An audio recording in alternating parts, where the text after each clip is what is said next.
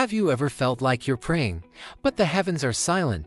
It's a tough feeling, like you're talking into a void. What if I told you some of the most famous people in the Bible went through the exact same thing? It wasn't just a feeling for them. God actually stopped speaking to them. Today, we're going to dive into the stories of three biblical figures who experienced the silence of God and uncover the powerful lessons their experiences hold for us. This isn't just ancient history, it's a deep look into faith, consequences, and the nature of our relationship with God. First up is King Saul, Israel's very first king. When he started, he was humble, and God spoke to him directly through the prophet Samuel. God gave him clear instructions, like in the battle against the Amalekites. He was told to destroy everything, but Saul didn't. He kept the best sheep and cattle. And he spared the enemy king. He tried to justify it, saying the animals were for sacrifice. But God saw through it. Through Samuel, God delivered a heart-wrenching message. Because you have rejected the word of the Lord, he has rejected you as king. After that, silence. Saul desperately tried to hear from God again. He even went to a medium to summon Samuel's spirit, a practice God had forbidden. All he got was a confirmation of his doom. Saul's story is a stark warning. Partial obedience is still disobedience. When we consistently choose our own way over God's clear instructions, we can create a distance that makes it hard to hear his voice. Next, let's look at a man known for his incredible wisdom, King Solomon. He started his reign with a spectacular encounter with God, who offered him anything he wanted. Solomon asked for wisdom, and God was so pleased he gave him riches and honor too. God spoke to Solomon a second time after he built the temple, promising to bless him if he remained faithful. But as Solomon grew older, his heart turned. He married many foreign women who led him to worship their idols. The Bible says his heart was not fully devoted to the Lord his God.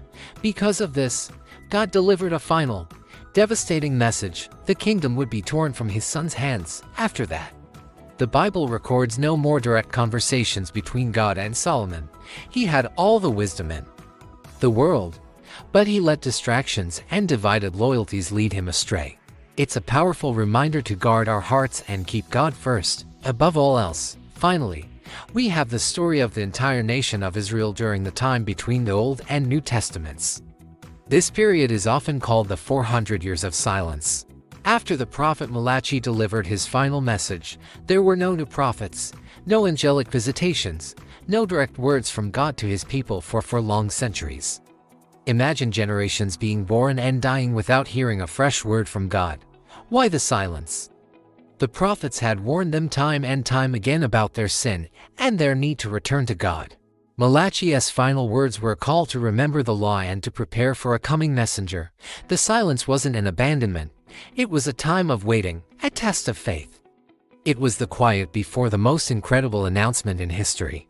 After 400 years, the silence was shattered by an angel appearing to Zechariah, announcing the birth of John the Baptist, the very messenger Malachi had promised. So what do we learn from Saul, Solomon, and the 400 years of silence? For Saul, it was about the danger of disobedience. For Solomon, the peril of a divided heart. And for Israel, the importance of waiting in faith. If you're in a season where God feels distant, take a moment to reflect. Is there an area of disobedience? Is your heart divided? Or maybe, just maybe, you're in a period of waiting, being prepared for what God is about to do next. The silence of God is never the end of the story. It's often a turning point, an invitation to draw closer, and to listen more intently for the moment he speaks again. Thanks so much for watching. If this video resonated with you, hit that like button and subscribe for more content that explores faith in a real way. See you next time.